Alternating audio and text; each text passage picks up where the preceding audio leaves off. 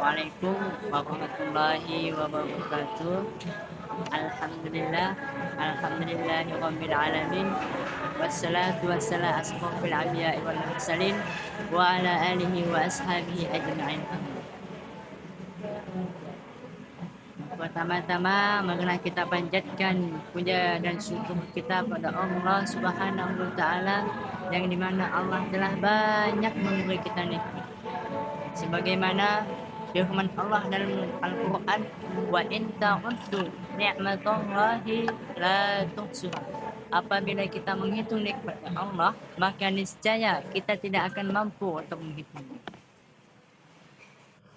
Dan tak lupa juga selawat serta salam selalu kita hanturkan kepada baginda kita, pemimpin kita, pemberi syafaat di yaumil qiyamah.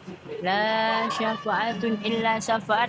Tidak ada syafaat kecuali syafaatnya baginda Muhammad sallallahu alaihi wasallam. Dan kita doakan juga kepada keluarga beliau, pada para sahabat-sahabat beliau dan pengikut-pengikut beliau ila akhir zaman. Amin amin ya rabbal alamin. Baiklah, perkenalkan, nama saya Safri Ibn Auf dari Prodi Manajemen Dakwah kelas 1A, ingin melakukan presentasi tugas saya, yakni mata kuliah Ulumul Quran. Dan tak lupa juga kepada dosen pengampu saya, Ibu dosen Muhafizah SHGMG selaku mata kuliah Ulumul Quran. Baiklah, saya di sini ingin menjelaskan tentang tema materi muhkamat dan mutasyabihat. Baiklah. Jadi di dalam Al-Quran itu terbagi menjadi dua jenis ayat yang berdasarkan tingkat kejelasannya. Yang pertama ialah ayat muhkamat dan yang kedua adalah ayat mutasyabihat. Nah, lalu ayat yang muhkamat ini ialah ayat yang sangat jelas sekali maknanya, mudah dipahami, dan biasanya ayat muhkamat ini mengandung aspek ayat seperti kata-kata dasar, contohnya akidah, hukum syariat, sholat, haji, zakat, dan halal haram. Itulah biasanya yang dipakai untuk menggunakan ayat muhkamat. Ayat muhkamat ini kan ayat yang bersifat jelas, yang mudah dipahami. Seperti contoh, dirikanlah sholat dan tunaikanlah zakat. Nah, kalimat ini kan mengandung dirikanlah sholat. Dia mengajak kita untuk melakukan sholat dan tunaikanlah zakat. Di sini kan kata-katanya kan mengandung jelas dan mudah dipahami. Dia kata ini memberikan kita untuk mengerjakan sholat dan menunaikan zakat. Lalu ayat mutasyabihat ini ialah ayat yang samar atau kiasan. Seperti contoh menyangkut hal-hal gaib, yakni sifat Allah, itu kan samar. Seperti Allah ini maha pengampun, maha pemaaf. Jadi apakah kita bisa membuktikannya? Tidak mungkin kan, kita tidak tahu sifat Allah, karena Allah ini kan di luar nalarnya manusia dengan menggunakan keyakinan atau kepercayaan kita. Seperti contohnya lain, hari kiamat kan kita tidak tahu kapan terjadinya hari kiamat, entah mungkin besok atau bisa minggu depan, bulan depan, kita tidak tahu. Dan contoh lainnya juga ayat mutasyabihat ini seperti takdir.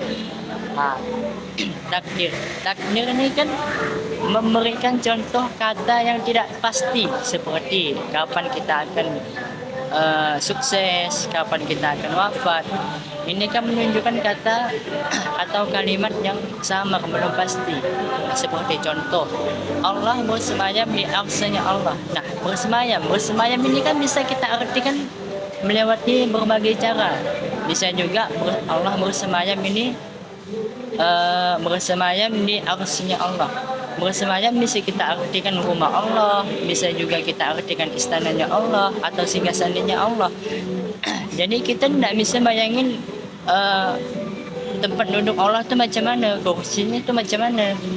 Jadi itulah contoh dari kalimat atau ayat mutasyabihat.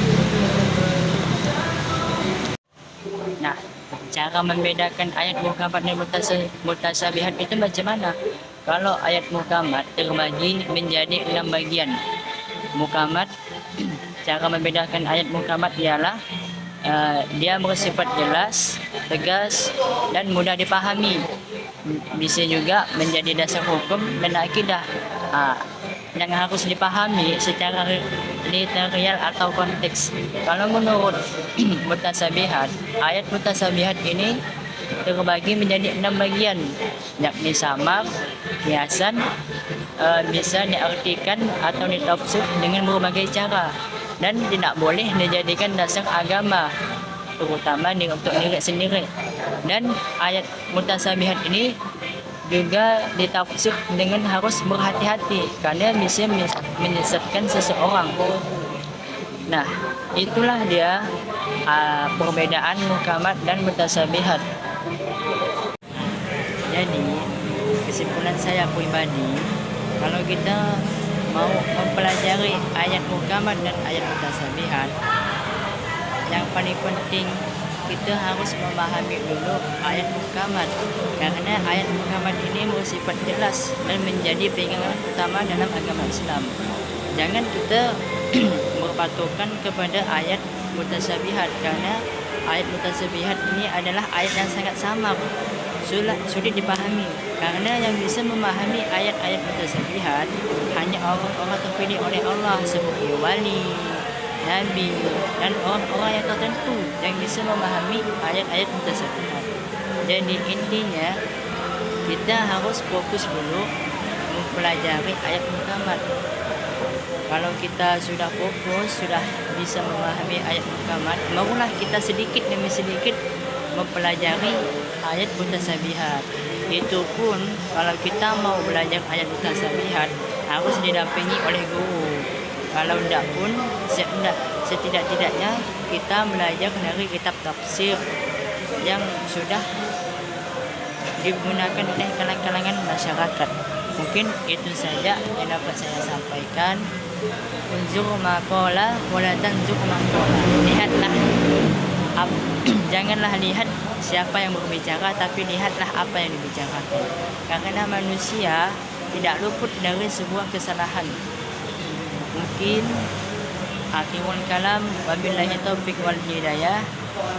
Assalamualaikum warahmatullahi wabarakatuh.